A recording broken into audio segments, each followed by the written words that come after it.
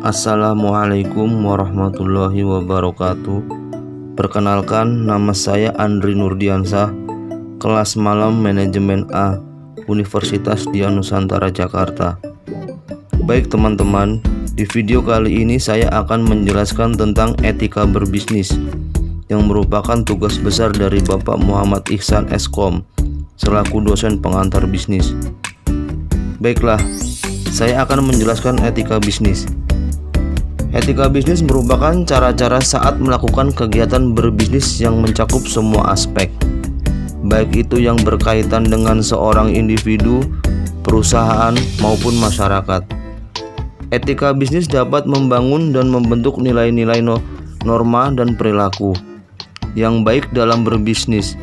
Misalnya dalam perusahaan, etika bisnis dapat membentuk perilaku karyawan yang baik, serta dapat membangun hubungan bisnis yang baik juga dengan konsumen maupun mitra kerja perusahaan. Karena setiap perusahaan dalam berbisnis meyakini bisnis yang baik ialah bisnis yang memiliki etika bisnis yang mematuhi peraturan hukum atau peraturan yang berlaku. Dalam suatu perusahaan, etika bisnis dapat menjadikan pedoman untuk melaksanakan aktivitas dalam bekerja, yang dimana bekerja dilandasi dengan etika moral, kejujuran, dan profesionalisme. Tujuan etika bisnis. Sedangkan tujuan etika bisnis, salah satunya ialah memberikan kesadaran akan moral dan memberikan batasan kepada para pelaku bisnis supaya dalam menjalankan bisnisnya dengan sikap baik, sehingga tidak berperilaku yang dapat merugikan banyak pihak yang ada hubungannya dengan bisnis tersebut. Jadi, etika bisnis dapat mengatur dan mengarahkan para pelaku bisnis untuk mewujudkan manajemen maupun citra yang baik dalam berbisnis, sehingga bisnis tersebut dapat diikuti oleh semua orang yang mempercayai adanya bahwa bisnis itu memiliki etika yang baik. Manfaat etika bisnis untuk perusahaan. Dalam meningkatkan kredibilitas perusahaan, etika bisnis sangat penting bagi perusahaan, terutama perusahaan besar yang dimana memiliki banyak sekali karyawan yang tidak saling mengenal. Setiap karyawan pada perusahaan akan terikat dengan peraturan standar etis yang sama. Maka jika ada suatu kasus yang timbul, maka akan mengambil keputusan yang sama. Perusahaan dapat menjelaskan bagaimana menilai tanggung jawab sosialnya. Dengan biasa menjelaskan tanggung jawab sosial atau dengan menggunakan pendekatan sosial, perusahaan tidak hanya mendapatkan keuntungan dari segi ekonomi saja, tapi mendapatkan keuntungan dari segi sosial juga. Jika perusahaan telah bertanggung jawab dari segi sosial, maka usaha akan berjalan secara baik sehingga secara tidak langsung perusahaan akan terhindar dari konflik sosial yang dapat merugikan. Dapat menyediakan perusahaan atau dunia bisnis kemungkinan untuk mengatur dirinya sendiri.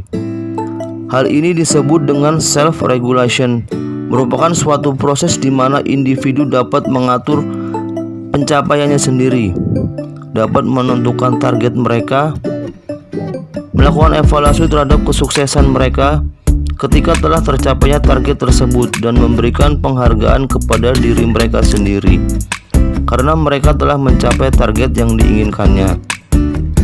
Dapat membantu menghilangkan gray area pada bidang etika, misalnya kesetaraan penerimaan gaji, penggunaan tenaga kerja di bawah umur, dan kewajiban perusahaan dalam menjaga lingkungan hidup sehingga perusahaan memiliki batasan-batasan dalam menjalankan bisnisnya.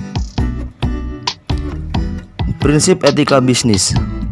Adapun prinsip etika bisnis diantaranya memiliki kejujuran saat berkomunikasi dan bersikap.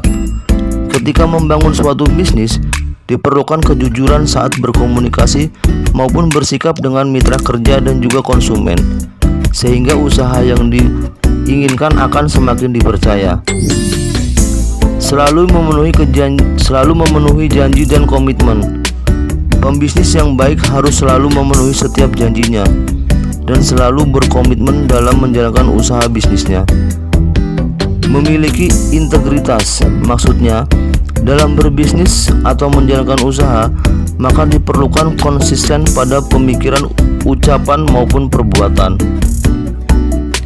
Contoh bisnis yang beretika. Salah satu contoh bisnis yang beretika, misalnya ada sebuah perusahaan yang bergerak di bidang makanan. Dia berinovasi menambahkan bumbu-bumbu tertentu untuk makanannya. Perusahaan ini tidak melanggar aturan karena dia tidak menjiplak resep. Perusahaan lain karena dia berinovasi dengan resep yang sudah ada yang dimiliki. Lalu perusahaan ini mendapatkan hak paten dan mengajukan izin produksi makanan pada Dinas Kesehatan. Setelah melalui tahapan-tahapan perizinan seperti izin usaha, izin produksi, dan lain-lain, maka perusahaan ini telah secara sah atau legal menjalankan usahanya. Demikianlah pembahasan mengenai etika bisnis. Semoga dengan adanya ulasan tersebut dapat menambah wawasan dan pengetahuan kita bersama. Assalamualaikum warahmatullahi wabarakatuh.